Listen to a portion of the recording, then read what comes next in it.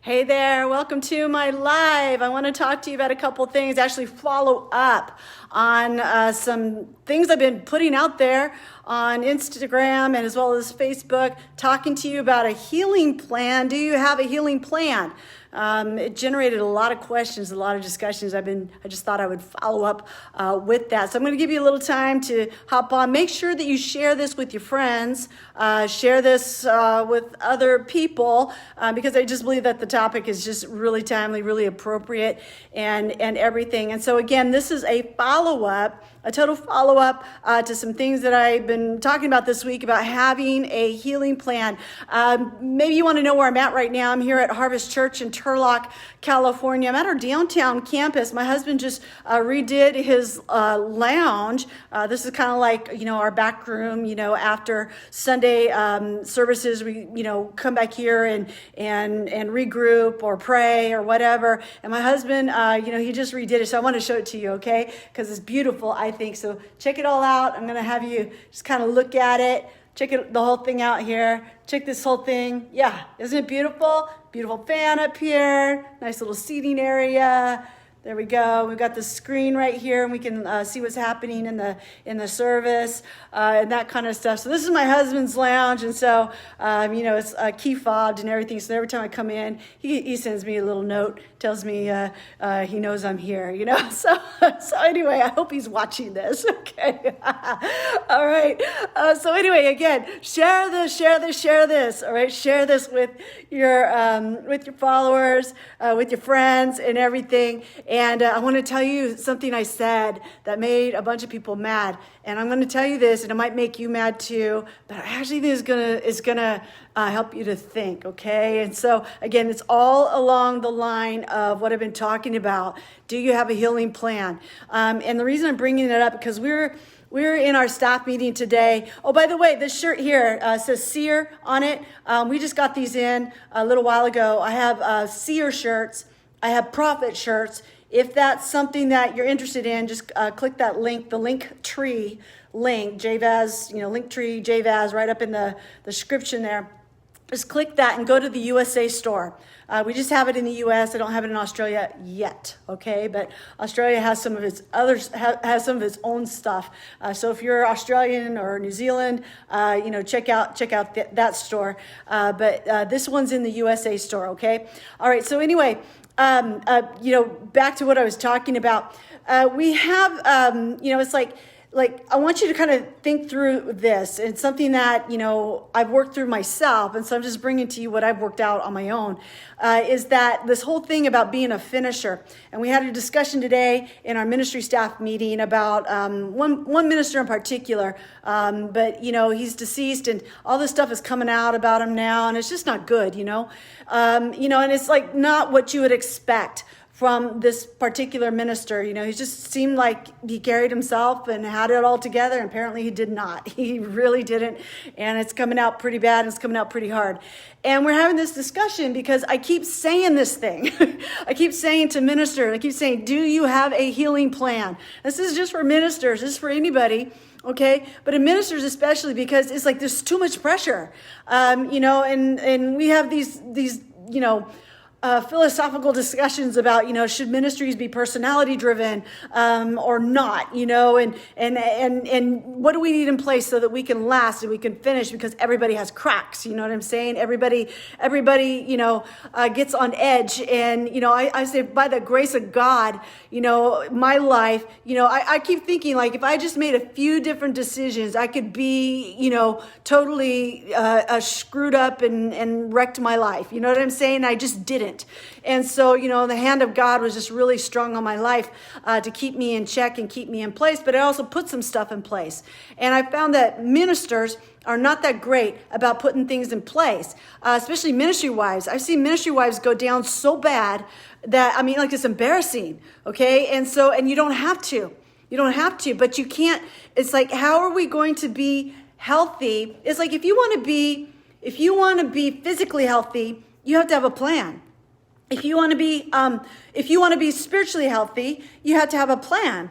Okay, now if you want to be emotionally healthy, you also have to have a plan. It's like, for whatever reason, we keep thinking, well, I'll just pray it away. Well, I'll just push the override button. I'm just going to faith my way through that thing. I'm just going to, just faith it, okay? I'm going to deny my feelings, but those feelings come up every day, and those feelings are talking to you every single day. And, and when nobody's watching, those feelings are dictating things to you, okay? And it's harmful, and it's just a matter of time, because you can only push the override button so long, okay? Because eventually it takes over your life. And so you have to put yourself somewhere or in some sort of, position to get some help. And you can't do it on your own. You can't do it by yourself. If you could, you would have done it by now, and things are still happening to you. And so this is why I'm such a big proponent of inner healing and deliverance ministry. I'm a huge advocate of, Christian counseling, Christian trauma counseling, okay? And that you need something, to put something in place for your emotional health. And so here's the thing that I said a while back. I can't remember exactly when I said it. Maybe it was this time last year, because I'm thinking, yeah, that's probably right. It's probably this time last year, because I was having an inner healing deliverance conference. So it's probably something I would have said about this time. All right, so I think now I pinpointed the date.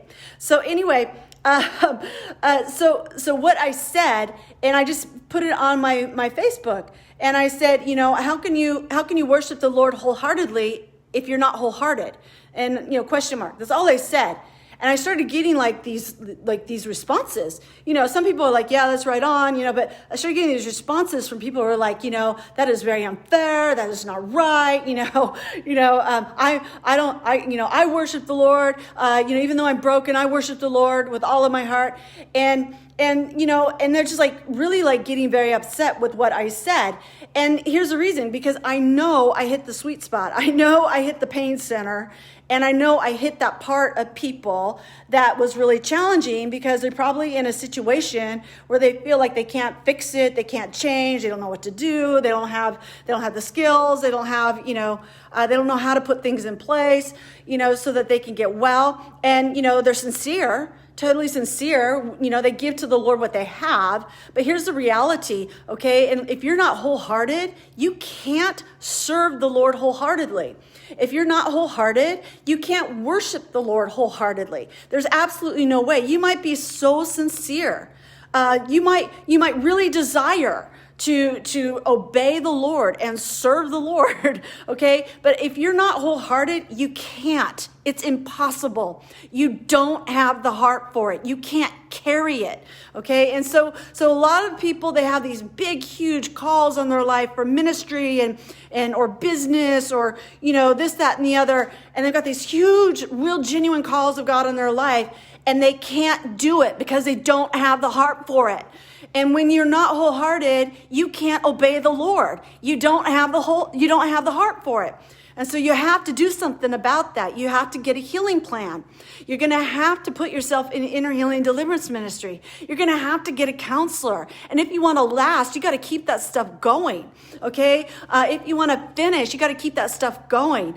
And so these are the realities that we're facing, especially those of us who have big dreams. We want to do big business, big ministry. We want to change the world, change the planet. Well, your life is going to go the direction of your heart. If you have a small heart, if you have a fearful heart, if you have a bitter heart, if you have a broken heart, well, guess what?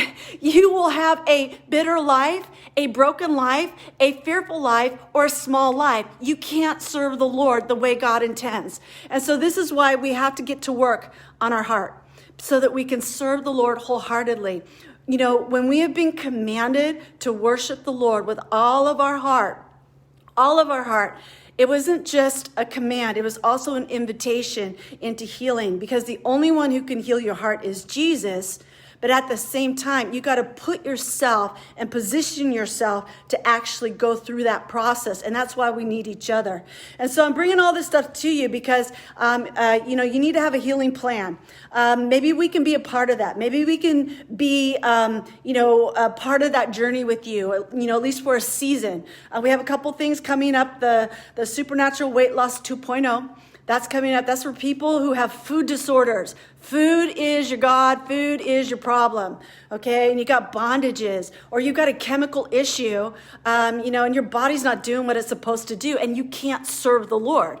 You can't fulfill your purpose. We've seen bingers get free.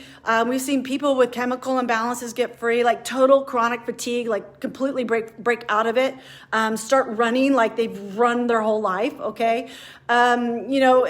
We've seen people lose weight instantly. Some it was gradual, but we've seen all sorts of freedom there. And that happens in 9 days. So you want to register. We also have coming up in March through May, the Inner Healing and Deliverance Online Institute. That's going to be very intense, okay? But again, it's just, you put yourself in the fire and just let the Holy Spirit do his work.